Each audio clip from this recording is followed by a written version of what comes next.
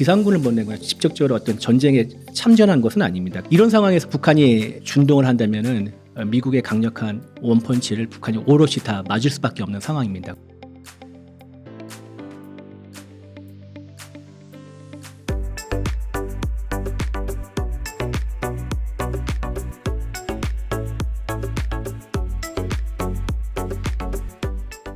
북한이 선제 공격으로 한국을 쳐들어간다면은 북한의 멸망이요, 김정은 정권의 붕괴입니다. 왜냐면은 북한은 재래식 전력만 따진다면은 한국에 비해서 월등히 높고요. 재래식 전력에서 북한보다 월등히 높고, 물론 뭐 핵과 미사일을 보유하고 있지만은 한국은 미국과 연합 방위 체제를 상호 방위 조약에 따라 연합 방위 체제를 구축했기 때문에 미국의 확정 억제에 따라서 확정 억제의 지원을 받을 수 있습니다. 그러면 미국의 핵 전력은 북한과 상대할 수준이 안 되죠. 워낙 앞서 있으니까요.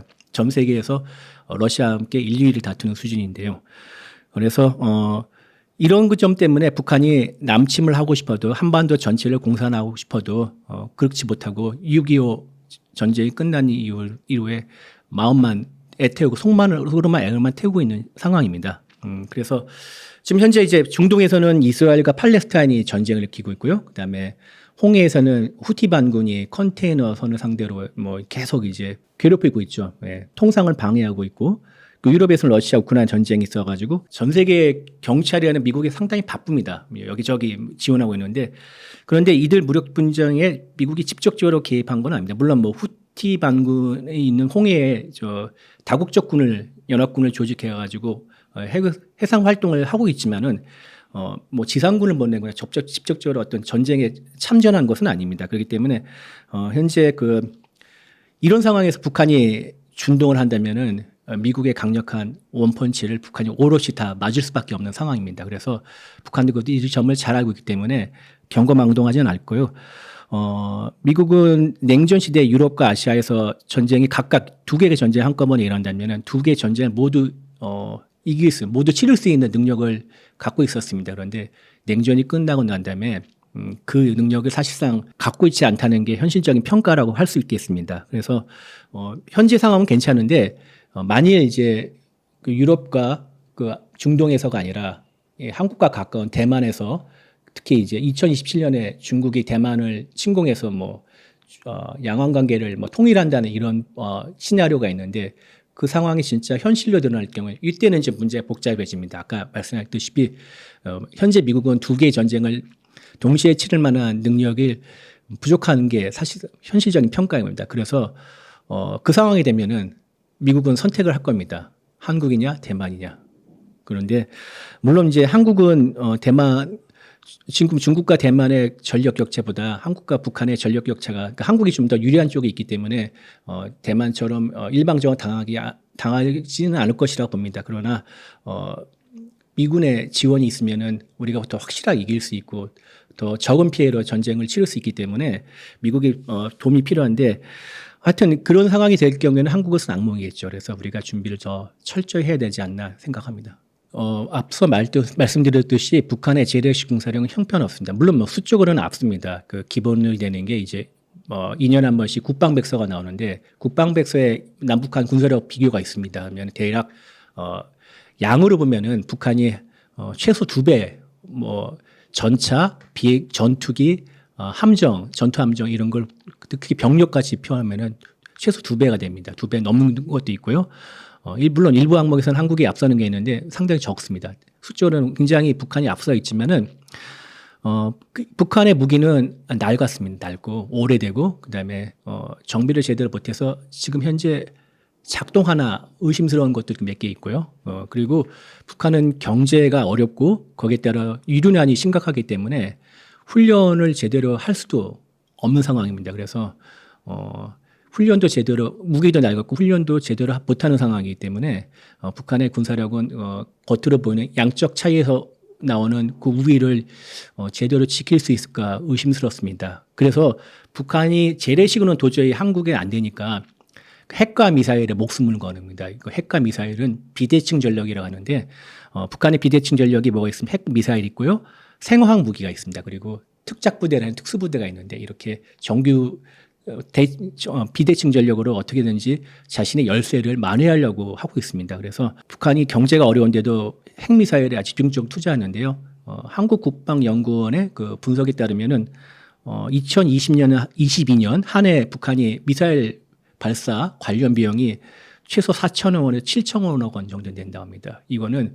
북한의 모든 인민들이 배불리 먹을 수 있도록 식량을 사올 수 있는 그런 수준이라고 하는데요.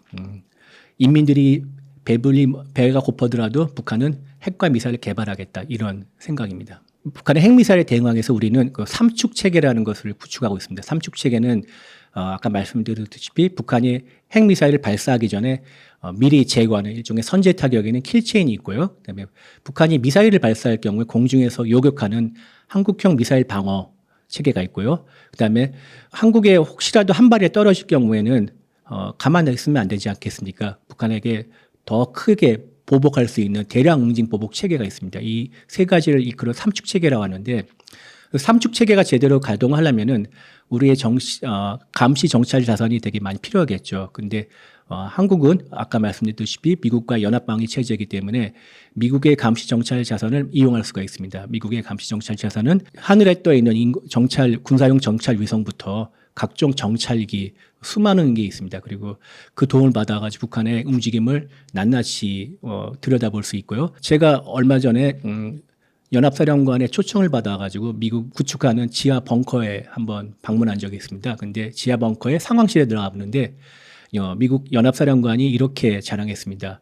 이곳에서는 한반도의 수중에서부터 땅, 공중, 우주에까지 모든 것을 다 낱낱이 볼 수 있는 시설이라고 자랑했는데요. 그만큼 대단합니다. 그리고 우리가 미국의 자산에만 기댈 수는 없기 때문에 독자적인 정찰 능력을 키우려고 합니다. 그래서 425라고 해가지고 모두 5기의 군사용 정찰 위성을 지금 쏘아 올리고 있는데 2기가 올라가 있죠. 앞으로 3기가 더 가 있고요. 이게 1차 사업인데 2차 사업도 있고요. 그리고 또 요즘에 초소형 위성군이라 해가지고 위성 군집군이라 가지고 작은 위성을 적에 대해서 연합해 가지고 감시 정찰할 수 있는 그런 체계를 말하는데 그것도 따로 준비하고 있습니다. 그래서 촘촘히 감시하고 있고요. 북한이 미사일을 발사하려면은 그냥 버튼만 한 번 누르는 게 아닙니다. 버튼은 여러 가지 그 발사를 하기 전에 준비가 있는데요. 물론 북한이 요즘에 고초의 연료 방식의 미사일을 개발을 하고 많이 생산하고 있지만 대다수는 액체 연료 방식의 미사일입니다. 액체 연료 방식은 발사하기 전에 연료를 주입하는 등 시간이 많이 걸립니다. 그 시간을 물론 북한은 그 과정을 그 지하에 있는 시설에서 꺼내가지고 발사하는 그런 훈련을 자주 벌이고 있습니다만 또 시간이 많이 걸리고 그리고 또 이런 중간중간에 교신도 갈 수 있고 그다음에 여러 가지 그 전자 신호가 나올 수 있기 때문에 그런 것을 미리 감청하는 이런 또 장비들이 한미 연합군이 많이 보유하고 있고요. 그래서 북한의 움직임을 지금도 낱낱이 열심히 살펴보고 있을 겁니다. 그래서 물론 북한은 이런 것을 잘 알기 때문에 우리의 눈을 속이려고 많은 또 기만책을 쓸 것이고 여러 가지 묘수를 생각해냈겠지만 기본적으로 우리가 이렇게 그냥 앉아서 당하지는 않을 거라고 저는 믿고 있습니다. 제가 이제 북한이 좀 잠잠해질 거라고 말씀드렸는데 물론 미국을 상대한 전략적 도발을 걸 것입니다. 전략적 도발이라는 것은 일단은 2가지가 있는데 하나는 제가 보기엔 하나는 그 7차 핵실험 북한이 6차례 핵실험했는데 미국 대선 즈음에 7차 핵실험을 할 수 가능성이 있다고 보고 있고요. 또 하나는 장거리 미사일 발사인데 장거리 미사일을 지금까지 북한은 고각 발사를 했습니다. 고각 발사는 뭐냐면은 보통 미사일은 45도 정도를 쏴야지만 제일 멀리 날아갈 수 있습니다. 그 각도가 제일 멀리 에너지를 온전히 쓸 수 있기 때문인데 북한의 미사일을 쓸 수 있는 공역이 좁기 때문에 특히 일본과 중국, 러시아 이런 다른 나라와의 관계를 생각해가지고 45도보다 더 높은 각도로 미사일 쏩니다. 그러면은 고도는 되게 높아지는데 사거리는 짧아집니다. 그래서 제대로 미사일의 성능을 검증하지 않았는데 트럼프가 만일 될 경우 아니면 미국 대선 어쨌든 간에 미국 대선을 쥐면서 북한은 미국과의 협상을 크게 하면서 한번 한 몫을 챙기려고 하기 때문에 협상판을 키우려고 이 같은 전략적 도발을 할 것입니다. 그래서 특히 트럼프가 대통령에 재선이 될 경우에는 트럼프는 뭐 아시다시피 북한에 대해서 특히 김정은에 대해서 호감을 갖고 있기 때문에 분명히 협상을 할 것이고 또 그런 관측이 좀 많이 나오고 있는 실정입니다. 트럼프가 특히 한국 관련해서 흔히 얘기하는 게 몇 가지 사례가 있는데 하나가 주한미군이죠. 그리고 또 연합훈련이 있습니다. 그러니까 한국은 스스로를 지킬 만한 능력이 있고 부자 나라인데 왜 우리가 지켜주냐 그러면서 주한미군을 철수하고 연합훈련을 폐지하자고 이렇게 주장합니다.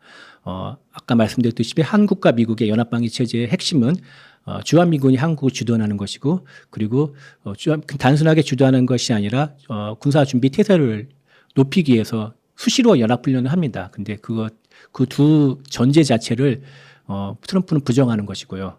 그런데 트럼프가 집권 일기에 줄기차게 얘기를 해서 물론 이제 북한과 비핵화 협상을 지원한다는 의미는 연합훈련을 대규모 연합훈련을 축소했습니다. 그래서 대대급 이하만 진행했는데 소규모만 진행했는데 그건 축소했습니다만 주한미군에 대해서는 절대 손을 건들지 못했습니다. 말은 여러 차례 했지만은 두 가지 이유가 있다고 생각하는데 하나는 트럼프가 이렇게 얘기를 했더라도 실제 실무를 담당하고 있는 미국의 당국자들이 적극적으로 반대를 의사를 표시해서 트럼프가 뜻을 이루지 못한 면도 있고 또 하나는 미 의회가 반대했습니다. 미국은 국방 예산을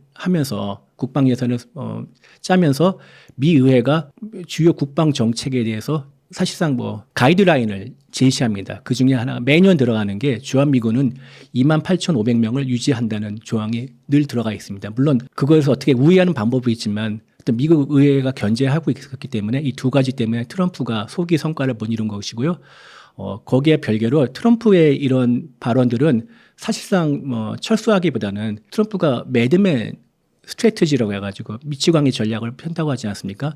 그냥 굉장히 강하게 세게 나가면서 상대로부터 많은 걸 받아오는 협상의 전략을 펼친다고 하는데 그런 차원이 아닌가 하는 분석도 있습니다. 물론 트럼프 집권 2기에는 어떻게 될지 예상하기가 쉽지는 않지만은 똑같은 기존에 해왔던 발언을 분명히 할 것이고 거기에 대해서 우리가 적절하게 대응하면은 최소한의 피해를 입지 않을까 그렇게 생각합니다. 김정은과 푸틴의 정상회담 이후 아까 말씀드린 전략적 포괄적 동반자 조약을 맺었는데 거기에 군사기술의 지원 항목이 있습니다. 언급이 되어 있는데 러시아가 북한에게 직접적으로 전투기나 신형 전투기나 신형 전차를 지원할 가능성은 그렇게 높지 않다는 게 저 개인적인 판단입니다. 외부에서 보는 눈도 있고 북한은 아시다시피 외화가 부족하기 때문에 그 대금을 치를 수는 형편은 안 되고요. 북한이 보내준 포탄에 대한 대금 성격으로 보내줄 수 있는데 아까 말씀드렸죠. 외부의 직접적으로 노골적인 지원은 아무래도 부담스럽지 않을까 하는 게 저 개인적인 견해고요. 그외 대신 각종 첨단 기술을 제공할 가능성은 아주 높다고 생각합니다. 아주 크다고 생각하는데 북한이 아마 러시아에서 받아올 그 첨단 기술 리스트를 뽑아 넣지 않을까 하는 게 개인적인 생각입니다. 그 리스트에는 여러 가지가 있겠는데 가장 필요한 게 북한은 항공기가 있을 테고요. 북한의 전투기는 아시다시피 낡고 오래되고 거의 부닥다리입니다. 그러니까 그것을 뒤엎을 만한 어떤 항공기 관련 기술들이 있을 것이고요. 그다음에 북한의 핵미사일이 있는데 핵미사일이 고도화돼서 나름대로 개발을 했는데 좀 더 정밀하고 더 위력적인 핵미사일을 만들 수 있는 기술이 필요할 수도 있고 거기에 대한 요구를 할 것 같습니다. 그리고 또 하나는 북한이 이제 잠수함 발사 탄도미사일 SLBM을 지금 개발하고 있는데 그에 대한 기술 지원도 러시아에 요구할 것으로 보입니다. 국방백서 2022년 판에 따르면은 북한은 대략 70척 정도의 잠수함을 갖고 있습니다. 한국이 30척 정도니까 그 2배가 넘는 거죠. 근데 북한의 잠수함은 대개 주력이 로미오급이라고 합니다. 로미오급이 있고 연어급이 있고 상어급이 있는데 연어급, 상어급은 잠수함이라고 부르기보다 규모가 키우기에 작은 잠수정예입니다. 잠수함은 로미오급인데 로미오급의 설계는 1950년대 소련에서 했습니다. 그래서 1950년대 설계를 바탕으로 북한이 1970년대부터 90년대까지 생산했는데요.